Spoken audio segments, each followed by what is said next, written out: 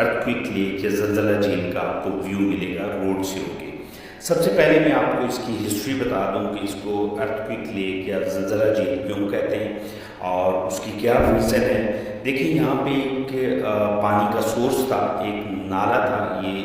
میں ابھی آپ کو دکھاتا ہوں کہ اس طرح کا یہ ایک نالا تھا، یہ ندی تھی جو کہ بہہ رہی تھی کنٹینیوسلی اور سیدھا آگے کو جاتی تھی، یہاں پہ کوئی جھیل نہیں تھی۔ لیکن 2005 کی ارتھ میں میسو سلائڈنگ کی وجہ سے ایک بہت بڑا پہاڑ جس کے اوپر کمیونٹی رہ رہی تھی،